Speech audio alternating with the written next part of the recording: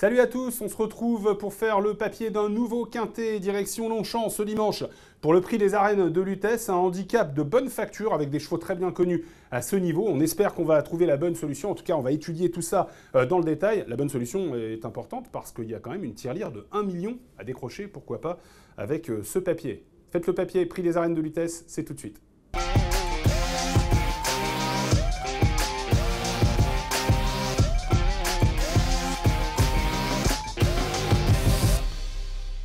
Et n'oubliez pas, si vous aimez ce programme, abonnez-vous à la chaîne YouTube, activez la cloche et surtout faites-le savoir sur tous les réseaux d'Equidia. Un quintet donc qui va se disputer sur les 1700 mètres de la moyenne piste. Alors ça, c'est important à savoir. Moyenne piste, tournant moins long, des positions qui sont très importantes à l'entrée de la ligne droite, mais au deuxième poteau. Ce qui va permettre aux attentistes normalement de revenir. Le terrain devrait être bon souple. Voilà, il n'a pas plu depuis quelques temps. Il n'y a pas de pluie prévue d'ici dimanche à Longchamp. Vraiment, France Gallo prévoit un terrain nickel, bon souple. Et une lice qui sera à 12 mètres, qui devrait permettre à tout le monde de s'exprimer. Bon, il y en a un qui n'a pas été très heureux au tirage au sort. Je vous en parlerai tout à l'heure. C'est Go to Hollywood. Mais comme c'est un attentiste, ça devrait quand même pas trop poser de problème. Il a tiré un numéro vraiment à l'extérieur. Il y a vraiment dans le haut du tableau de ce quintet des chevaux très bien connus à ce niveau. À commencer par Hooking, le numéro 1, qui défend la casaque de l'écurie Griezmann. Antoine, si tu nous regardes, tu n'oublies pas de t'abonner et de liker le programme. Hooking, véritable bête à quintet. Il en a disputé 4, il en a gagné 1, il s'est placé à 2 reprises. Non partant ce jour-là à cause du terrain lourd. Non partant, le 2 octobre, veille du prix de l'Arc de Triomphe, le terrain était vraiment très très pénible et son entourage a préféré décliner la lutte. Hooking, qui auparavant, le 5 septembre, avait pris une bonne deuxième place sur un peu plus long, 1850 mètres, grande piste, mais les 1700 mètres ne devraient lui poser aucun problème, et c'est une distance qui est totalement dans ses cordes. Il avait terminé deuxième après un parcours bouclé en dedans, avec un bon numéro de corde, ce qui sera, vous l'avez vu, de nouveau le cas pour Hooking, le numéro 1, ce dimanche. Ce jour-là, Go to Hollywood avait un peu été décevant. Mais il était venu complètement en dehors, alors que l'arrivée s'était jouée avec tous les chevaux de la corde. Les 5 premiers de ce quintet étaient 1, 2, 3, 4, 6, 7 à l'entrée de la ligne droite. C'était impossible de revenir. Donc Go to Hollywood, dont on va reparler tout à l'heure, le numéro 3, il ne faut absolument pas le juger là-dessus. Il faut par exemple davantage le juger sur cette course du 22 avril, où, dans des conditions de poids quasiment similaires à celles de ce dimanche, il terminait tout près de Hooking à courte encolure en refaisant beaucoup de terrain sur le cheval d'Antoine Griezmann. Bobby d'Argent, dont on reparlera tout à l'heure, le numéro 4, était également de la partie. Ces trois-là, en fait, au papier, ils sont quasiment inséparables. Donc Hooking, bête à quintet, adore Longchamp. Franchement, il n'y a pas d'ombre au tableau. Mais, vous l'avez vu, Go to Hollywood, à mon avis, devrait être beaucoup plus près ce jour-là. Vous avez vu pourquoi Go to Hollywood n'avait pas été à l'arrivée ce jour-là à Longchamp. Il avait peut-être aussi, il faut bien le dire, un coup de moins bien. Go to Hollywood, dans le genre bête à quintet, on fait difficilement mieux. Il en a couru 10, il en a gagné 1, il est 6 fois à l'arrivée. Il adore Longchamp, il n'a jamais déçu à Longchamp, sauf dans la course que je viens de vous montrer, où il avait donc des excuses. Il a effacé cet échec par une très bonne 3e place à Saint-Cloud. Il est venu en dehors, là encore, mais ce jour-là, il y avait eu un peu plus de rythme. Une course dans laquelle Goldino Bello, qu'on va retrouver également dans ce quintet, était bon deuxième. Mais vous voyez qu'entre eux, il n'y avait vraiment pas grand-chose. Go to Hollywood avait refait du terrain sur Goldino Bello, qui avait remis un coup de rein et était venu finalement échouer de très peu pour la victoire. Ils sont inséparables, ces deux-là. Vous l'avez vu sur cette course de référence, qu'on va revoir plusieurs fois parce qu'il y a des chevaux qui ont été malheureux ce jour-là. Go to Hollywood, donc, en forme, aime Longchamp, bête à quintet, un poids intéressant par rapport à Hooking, donc quasiment équivalent, ils sont à 2-3 livres près, et un poids intéressant également par rapport à Bobby d'Argent, puisque après la 2e place face à Hooking, il avait de nouveau été 2e face à Bobby d'Argent, Go to Hollywood. Vous voyez, là, ce jour-là, il y avait évidemment, puisque Go to Hollywood venait de gagner son quintet, une grosse différence de poids, et comme depuis Bobby d'Argent a lui aussi gagné son quintet, le numéro 4, et bien ils vont se retrouver dans des conditions de poids beaucoup plus avantageuses pour Go to Hollywood. Dans la course de Saint-Cloud, je vous l'ai dit, il y avait donc Goldino Bello, très bon deuxième de Jerry, qui a enlevé un deuxième quintet en quelques semaines. Kemoko Bello, l'animateur, sera également de la partie. Goldino Bello avait, avant ce quintet de Longchamp, très bien tenu sa partie dans un quintet face à Roderick à Deauville, sur un parcours en ligne droite, sur 1600 mètres. Roderick qui a depuis couru dans la course de Saint-Cloud. Alors, vous voyez que le poids, ce jour-là, était clairement égal, hein, à une livre près entre Roderick et Goldino Bello, mais sur cette victoire, Roderick avait pris 5 kilos. Néanmoins, si vous vous souvenez bien, dans un Faites le papier sur le quintet de Saint-Cloud, je vous avais dit attention, parce que Roderick a tellement bien gagné à Deauville qu'il n'est pas incapable de répéter. Il a été lui aussi déclaré non partant le week-end de l'Arc à cause du terrain lourd, ce numéro 2, Roderick. Roderick, donc, très malheureux, et ça n'a pas été le seul, dans la course de Saint-Cloud, malgré les 5 kilos de pénalité. Casac Orange à la corde, avec Aurélien Lemaître, il ne va jamais trouver l'ouverture. Et regardez l'autre grand malheureux de la course, Casac Bleu, c'est Aibari. Lui, il n'a quasiment pas couru. Il n'a jamais pu s'étendre, alors que Roderick a trouvé l'ouverture pour finir. Mais comme c'est un cheval qui a besoin d'un peu de temps pour trouver vraiment son action, il n'a pas une accélération fulgurante, il a besoin de quelques foulées pour vraiment trouver sa cadence, c'était trop tard. Roderick ne doit pas être jugé sur cette course. Il a été déclaré non partant à cause de l'état du terrain récemment. Je pense que malgré les 5 kilos de Deauville de pénalité, il a son mot à dire. Tout comme donc Aibari, qui a donc été vraiment la note. Hein. Alors, il faut se méfier parfois de ce genre de note. Hein. Quand vous voyez un cheval archi malheureux, ça ne veut pas dire que s'il avait trouvé l'ouverture, obligatoirement, il aurait fait l'arrivée. On a vu quand même qu'il avait pas mal de gaz, Aibari, ce jour-là. Aibari qui d'ailleurs va être monté par Fabrice Véron, qui a choisi de monter Aibari, c'est ce que je pense en tout cas, par rapport à un concurrent du bas du tableau avec lequel il vient pourtant de très bien gagner à Châteaubriand. Aibari qui avait gagné sur le parcours qui nous intéresse, 1700 mètres de la moyenne piste, dans une deuxième épreuve de bonne façon. Donc il y a l'aptitude au parcours, il y a de la fraîcheur, parce que vous avez vu que depuis cette victoire, finalement, Aibari, il n'a couru qu'une fois. C'était cette rentrée à Saint-Cloud dans laquelle il était très malheureux. Je trouve que c'est un outsider vraiment amusant, Aibari. On va enchaîner ensuite avec Kemoko Bello, toujours la fameuse course de Saint-Cloud, animateur, comme souvent, un Kemoko Bello, c'est un cheval qui aime aller de l'avant. Le seul truc avec lui, c'est que contrairement à Hooking et à Roderick, il aurait aimé un terrain plus lourd qu'il ne sera ce dimanche à Longchamp, où je vous rappelle, il devrait être normalement bon souple. C'est un petit peu ce qui m'embête pour Kemoko Bello. J'aurais bien aimé que le terrain soit un peu plus souple par rapport à ses aptitudes. Bon, Kemoko Bello, il a déjà bien couru sur le parcours. Là encore, hein, il était allé devant. On va le revoir. Dans un quintet donc, dans lequel il y avait Kemoko Bello qui était ici, qui était allé de l'avant, c'était au printemps, hein, ce quintet. Il y avait Go to Hollywood qui avait fait l'arrivée également. Et puis il y avait également dans cette course Hooking qui était venu pour finir, ou plutôt Bobby d'Argent qui était venu à la corde pour finir, et face auquel, vous l'avez vu, Go to Hollywood échouait de très peu. Kemoko Bello, Go to Hollywood, Bobby d'Argent, Hooking, vous l'avez compris, ils se rencontrent sans arrêt, ils sont pas loin, mais Kemoko Bello peut-être un peu en dessous. Bobby d'Argent, qu'on a donc vu gagner son quintet de peu face à Go to Hollywood, il n'a pas couru depuis le 28 juin. Ça, c'est quand même un tout petit peu embêtant. Mais son entraîneur va nous dire qu'il a bénéficié d'un break qui est volontaire et qu'il a du travail pour cette rentrée.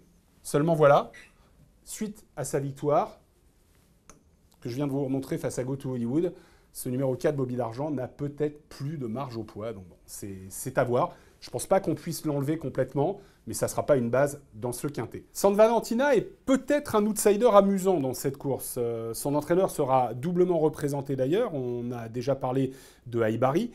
San Valentina, pourquoi ? Parce que, certes, que 9e. Je vous ai beaucoup parlé de la course de Go to Hollywood, mais San Valentina, que 9e à Longchamp le 5 septembre, c'était un peu la même chose. Elle fait partie de ceux qui sont venus à l'extérieur et qui sont venus essayer de finir sur des chevaux qui repartaient. En gros, un petit coup au moral à 200 mètres de l'arrivée. C'était impossible de venir en dehors ce jour-là, je vous l'ai dit, hein, vous l'avez vu d'ailleurs avec moi. Les 5 premiers étaient 1, 2, 3, 4, 7 à l'entrée de la ligne droite. San Valentina a pas mal couru néanmoins ce jour-là, même si elle n'a pas été menaçante. Elle a déjà gagné en 39,5 de valeur. Elle a été première. Elle est placée de quintet en 36,5. Bon, là, elle est en 40,5 de valeur. Jument qui a gagné en 39,5, placé de quintet en 36,5, qui fait tous les terrains. avec un bon parcours, numéro 8 à la corde. J'ai l'impression que ça peut être un outsider amusant. On enchaîne avec là des chevaux qui sont un peu hors ligne. Là, on a vraiment parlé des lignes de Saint-Cloud, de Longchamp, etc. Norvégienne Cire pour l'entraînement de Cédric Boutin. Décevant le 2 octobre, clairement, dans une course où il n'a jamais existé. Mais il courait rapproché car il avait couru 6-7 jours avant. Ce numéro 6, Norwegian Cire, avait par contre bien gagné sur le parcours qui nous intéresse. Il avait produit un très beau coup de rein entre le premier et le deuxième poteau, mais bon, c'était un handicap un peu moins relevé et il avait pris, puisque l'impression visuelle était bonne ce jour-là, dans les 150 derniers mètres, 4 kilos. Reste à lui de prouver qu'il peut s'illustrer avec cette pénalité, ce qui n'a pas été le cas donc la dernière fois. Autre représentant dont la condition ne fait pas de doute, mais qui est peut-être un peu barré, en tout cas, c'est la question qu'on est en droit de se poser, c'est le numéro 12, African Grey, qui n'a pas été menaçant la dernière fois à Saint-Cloud, mais bon, il a été en 3e épaisseur pendant toute la course. Est-ce que c'est ça qui a fait qu'il a complètement craqué pour finir? C'est possible. Même si finalement il ne craquait pas tant que ça, mais son parcours en tout cas l'a vraiment pénalisé. Je trouve qu'au poids, c'est pas évident. Pour l'instant, il me semble qu'il a montré ses limites. Le profil complètement inverse pour celui-ci, Wood City. Wood City, au contraire, c'est un cheval qui est sur la montante. Il a gagné donc le 2 octobre. Vous avez vu que durant le week-end de l'Arc, certains des concurrents de ce quintet ont décliné la lutte pour cause de terrain beaucoup trop souple. Lui, par contre, il a adoré ça avec Christophe Soumillon.